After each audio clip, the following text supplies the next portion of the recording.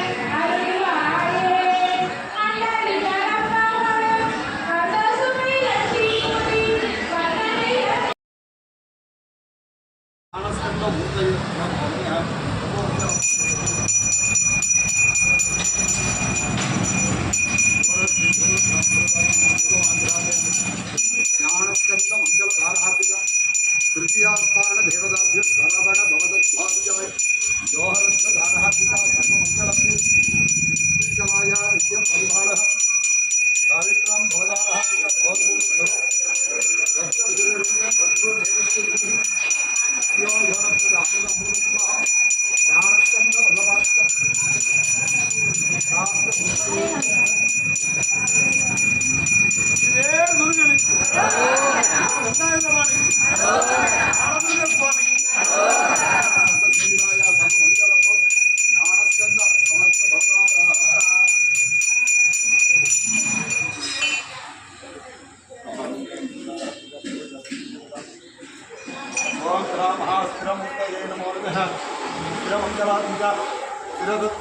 चतुर्थ स्थान देवताभ्यो ज्ञान स्कंद मुक्तिकेश्वराय शिव सुब्रह्मण्य स्वामी साधन भवदार योगैक धारा नमस्ते भवाहरम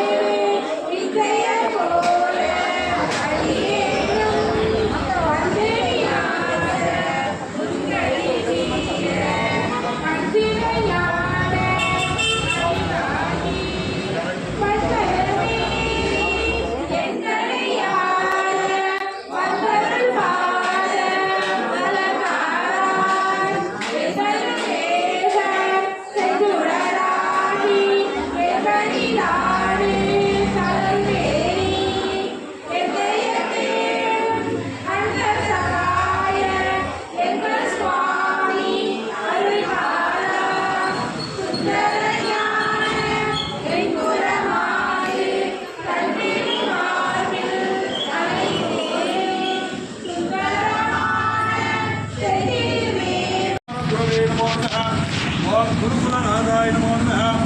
ओम घ महाभाषाय नमः। ओम महादेवाय नमः।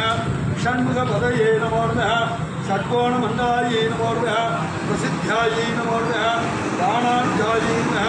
सर्वभ्यो श्री ज्ञानस्कंद मूर्तिकेश्वर सर्वमंगल योगिदायां योगरक्षदां जय जय कृष्णाय नित्यं परिपालः स्थानदत्ताय मंगल भवदारः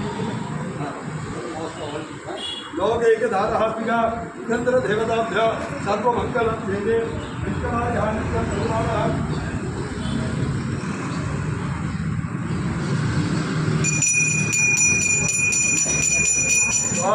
से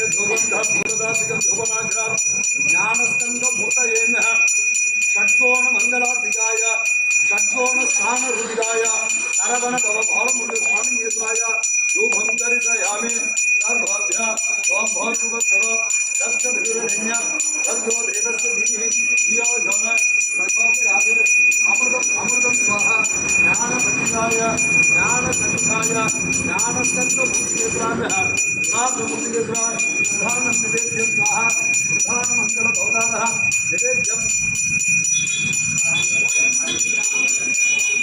ओम राम नारायण भवदत्वादुजा षण्मुखपतये नमो नमः ज्ञानपण्डिताय ज्ञानगुरुमुनिकेतनाय சர்வோப்யோ ஓம் சரவண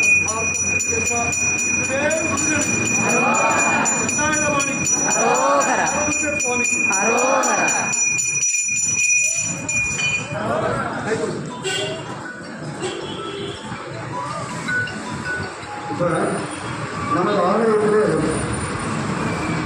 திருப்படி என்று சொல்லப்படக்கூடிய இறைவனுடைய ஸ்தான ரூபமாக இருக்கக்கூடிய அந்த படிகளுக்கெல்லாம்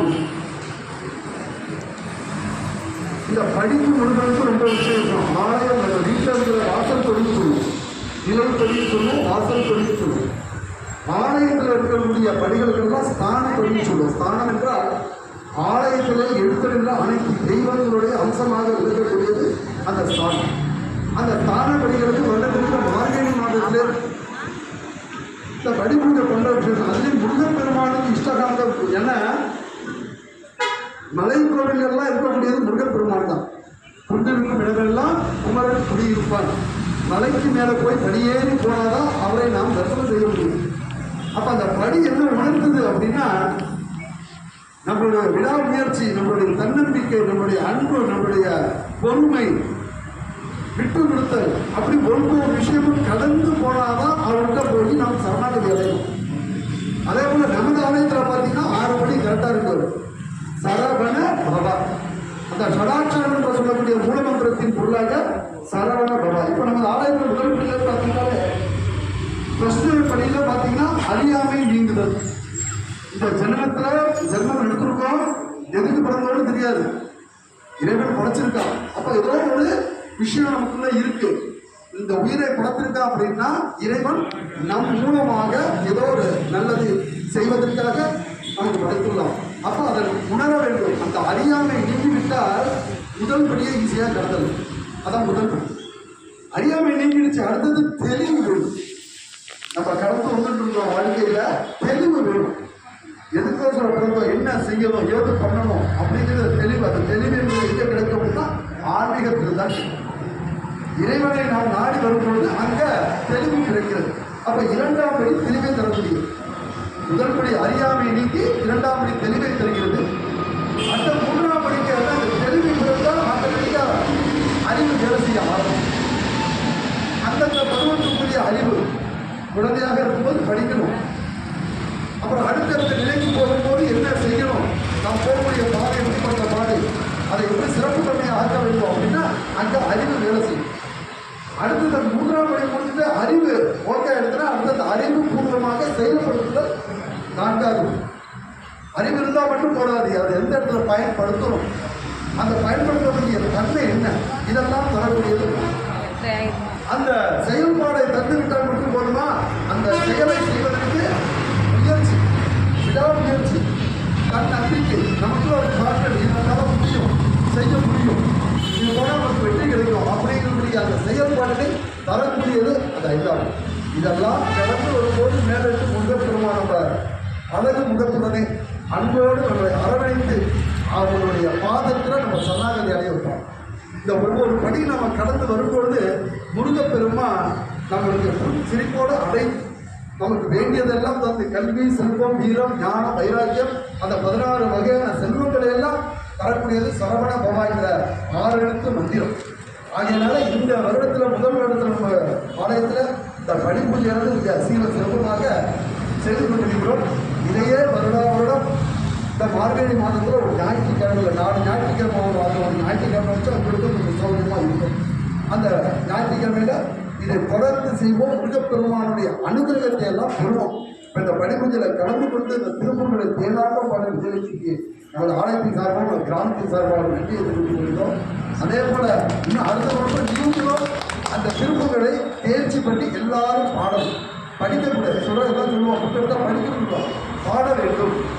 அந்த பாடலை அழகாக பாடி எல்லாருடைய மனதிலும் முருகப்பெருமான் செல்வ செழிப்பை தரவும், ஞானத்தை தரவும், எண்ணிய காரியங்களை எல்லாம் ஒத்துழைப்பு தந்து உறுதுணையாக நமக்கு என்னைக்குமே அவருடைய பலம் நமக்கு வந்துட்டாலே போதும். யாருக்கு பயமே அவருடைய திருமந்திரம். அந்த மந்திரமானது நமக்குள்ள முருகப்பெருமான் கொடுத்துட்டார் அப்படின்னா தொட்டதும் தொலைகளும் துன்பங்கள் எல்லாம் விலகிவிடும் என்று இந்த தருணத்தை கூறி இப்போது 5 மணிக்கு ஒரு தீபாராதனை பண்ணிட்டு திருவிளக்காக காட்சி கொடுக்கக்கூடிய முருகப்பெருமானை அந்த திருவிளக்கு ஜோதியாக ஆலயத்தில் பிரவேசித்து நமது பாரம்பரிய சன்னிதானத்திலே அமர வைத்து மகா தீபாவளி செய்ய போகிறோம். எல்லாரும் இந்த தீபாவளி பண்ணும்போது எல்லாரும் இறங்கி வந்துடும். படியேறி இப்படி வரணும். எல்லாரும் இப்படி இறங்கி வந்துடும்.